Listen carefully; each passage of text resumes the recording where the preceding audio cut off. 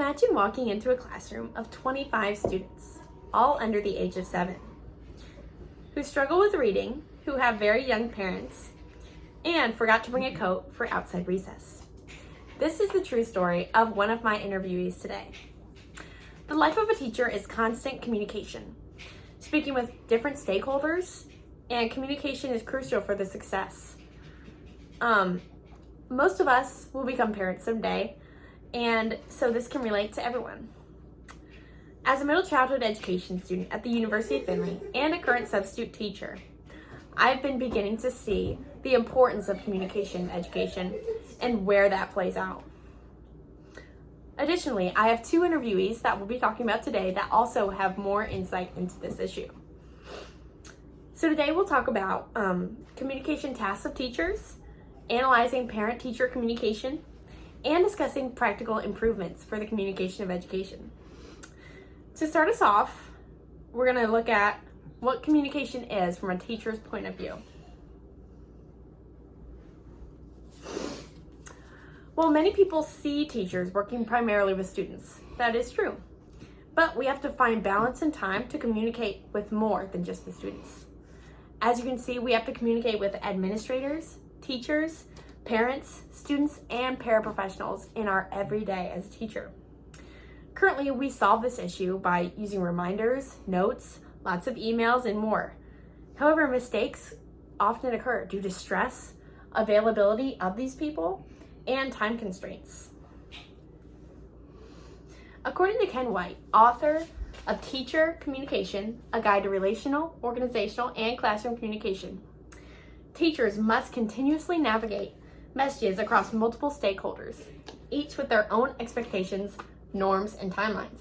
So like we talked about earlier, all of these people have their own schedules, they have their own needs from us, and we have our own needs from them to benefit the students. Communicating that and finding time for that is near impossible. Now, teachers have limited time for proper communication. Currently, we do our best by prioritizing only urgent communication needs. However, this leads to problems with school unity and whole school organization working together. With this problem, it's more just the teacher and the students in the classroom versus using the whole school to enhance the educational experience through communication. There are much more educational services that could be utilized through this. From the 2016 study on communication barriers in the classroom, A Teacher's Perspective, it says teachers are primarily not aware of the barriers to their own communication, thereby creating distorted, or even worse, a total breakdown of communication. This is so true. When we're just in our classroom, we forget that there's other people out there that are also benefiting our students, and we need to communicate with them. So now that we've established the importance of communication and how much it needs attention in education, we're going to move to one of the biggest communication issues expressed by my interviewees. First, we have Dr. Teeple.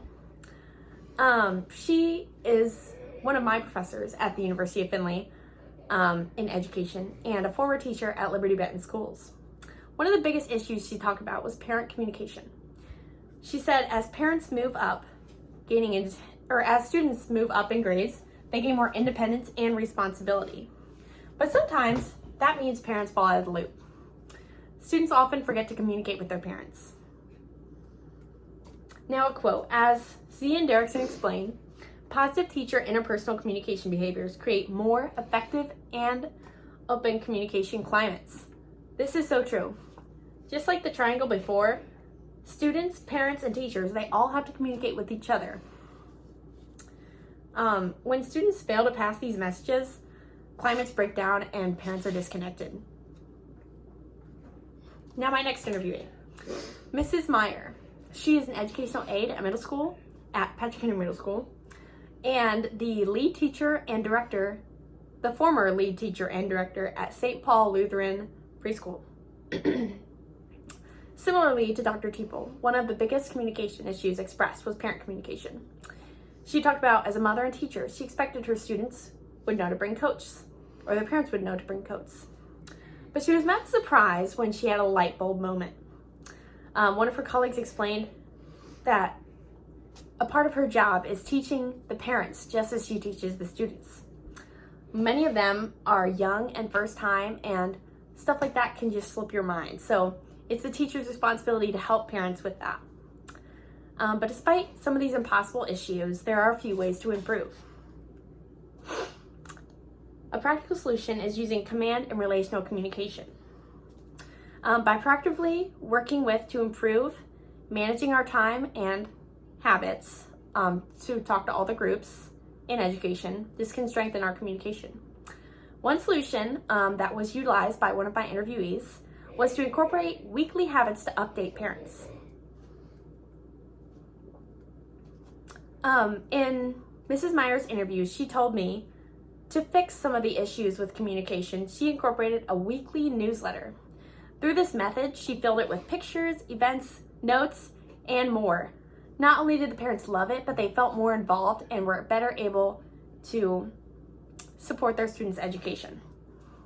So now, pulling it all together, in summary, today we explored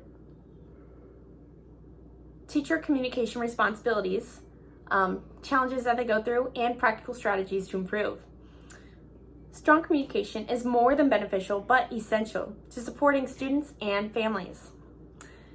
If a student with a forgotten coat can teach teachers to communicate with different stakeholders in education, imagine how strong communication can impact the entire school.